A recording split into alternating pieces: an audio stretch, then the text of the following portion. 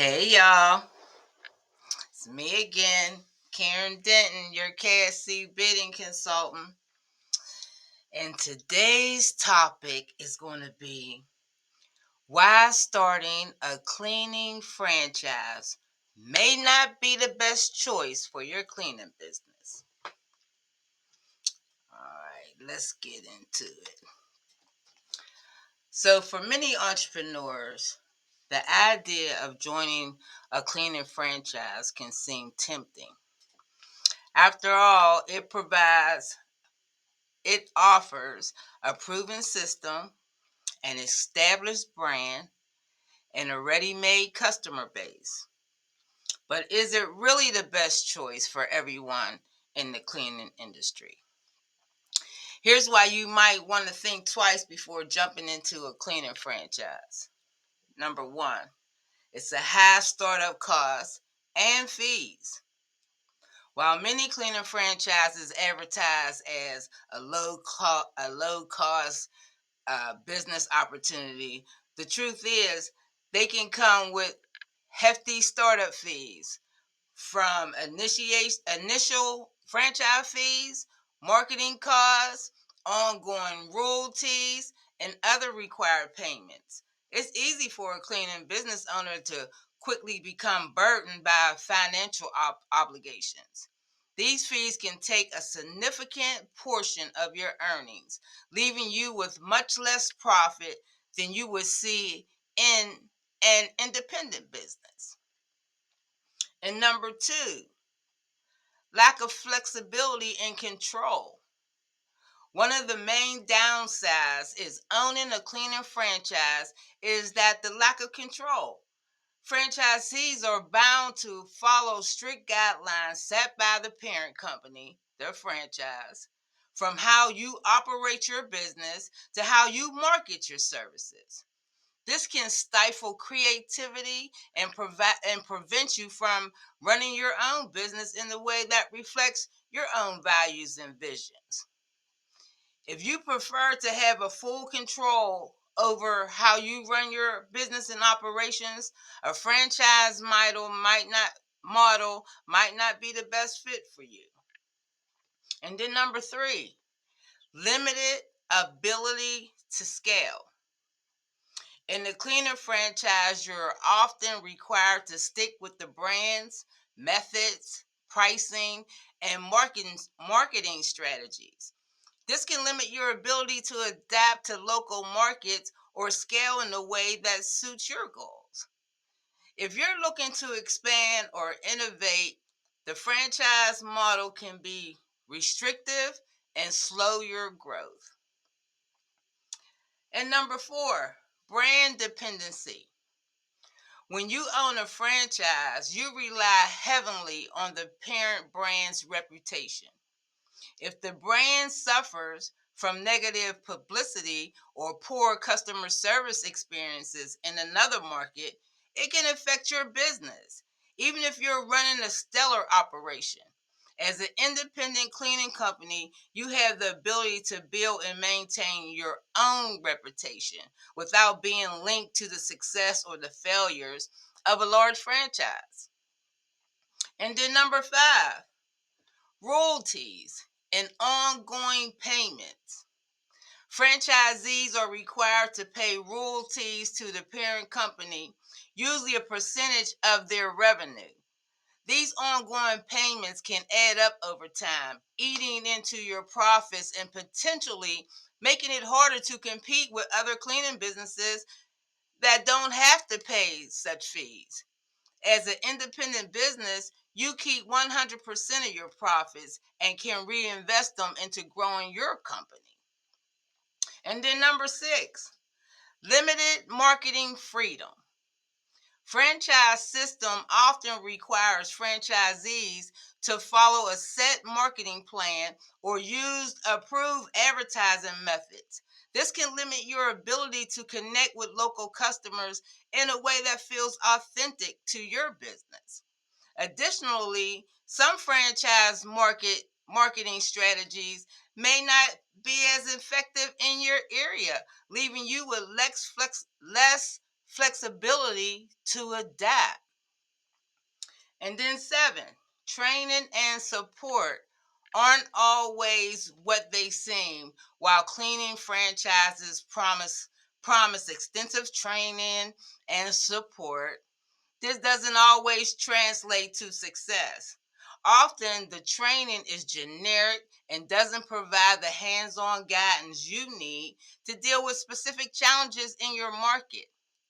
The level of support may also vary from one franchise to another, and you might find yourself navigating issues without the resources you were promised. And then number 8, the inability to build a unique brand. Building a unique brand identity is one of the most powerful aspects of running your own business. When you own a franchise, you're bound by the franchise's branding guidelines, which means you're stuck using their logo, colors, and messaging. This can limit your ability to stand out in a competitive market and prevent you from building the kind of loyal customer base you deserve. And then number 9, franchise renewal issues. At the end of your franchise term, you may face the decision of renewing your agreement or walking away. However, some franchise contracts are difficult to get out of, and renewing them may come with higher fees or stricter terms. This could lead to long term financial commitments that may not align with your business goals. I just wanted to share that with you guys, and then I want to tell you guys about my experience as a franchisee. Now, when I first started my franchise in 2011, I didn't have no money. I had just recovered from brain aneurysm. I had just adopted my son, and I was getting all this lump sum money because I had adopted my son. It was a stipend for that, and at the time, flat screen TVs just came out. So here I go, flat screen TV, house, business. So with the adoption money, I went and brought me a house. So that killed the cleaning business at that time. And then I got this phone call from Pitt University. They wanted to do a cold study, like a cough cold study, and they was paying $1,000. So you had to go through all these tests and everything. Long story short, I got accepted in the program. They put us all in the hotel and they put these cold drops down our nose. Some people got sick, some people didn't. I didn't get sick. And when they gave me that $1,000 check, I didn't even take it to the bank. I took it straight to the franchise and started the business. That was just the down payment. I still was committed for other part because out of the money I gave them, they were only committed to get me $500 a month worth of work. Yeah, that seemed good at first until you learn the game, right? And then, in order for me to grow, this was my options. They would put a contract opportunity out there, and my options was I work 6 months for free because I ain't got no money to put down, and then the contract's mine. And if it was a big enough contract, I would finance it for a year, pull some money down, and it ain't mine till after a year. Was crazy. And then the type of person I am, I was hustling, I was juggling over here these different accounts that they was giving me, even though I wasn't making no money. It was crazy. And when I just shared how it puts you in the financial strain, it do. Because you always owe them. You be wondering when you gonna ever get to your profit. You never get to your profit. And then you say why I left. This is why I left. Now I had 25 accounts for them. See, I was their star franchisee. At least that's what I thought. But anyway, one of my team members got a complaint. And so the franchise said, now, because every year they come up with these new rules and stuff.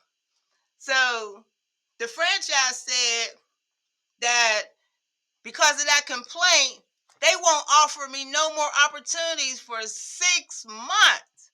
I said 6 months? Shit, that's a year to me. So then when I seen they was stun my growth, that was an indicator. The other indicator was, oh yeah, you could get your own accounts. You don't gotta buy them. Well, shit, I shouldn't have to buy it if I brought it to the business. But what I found out is if you bring business to the business and you leave, it don't go with you. So that stopped me from any referrals and stuff I got. It stopped me from letting them know about it because no. And then the other indicator was I had got a Kiva loan. Kiva is a 0% interest loan. And I was in their test market that year. And so they really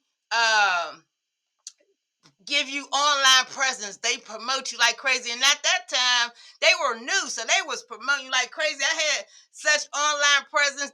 The franchise, they took me to litigation and said I was getting my own accounts, which I was. But they couldn't prove it. And actually, this building I'm in was the only client that I acknowledged. I said, yeah, I got a client. She rent me an office space and I clean her office. And they left it at that. But I had to go to litigation about that. They made me take all my online stuff down. I couldn't control Kiva. They were still promoting me. But yeah, they was doing too much. Listen. The reason my business name is KSC Enterprise is because they wouldn't let me put cleaning, janitorial, or none of that on my name. And I'm like, shoot, people don't know what's KSC Enterprise. So then I had to do, when I went on my own, I had to do KSC Enterprise doing business as KSC Commercial Cleaning Service, the name that I wanted in the first place. So it's definitely not your own business doing a franchise. What you are doing is working for them. You're working for them. You have no say in the bidding. You have no say in the marketing, but you paying marketing fees.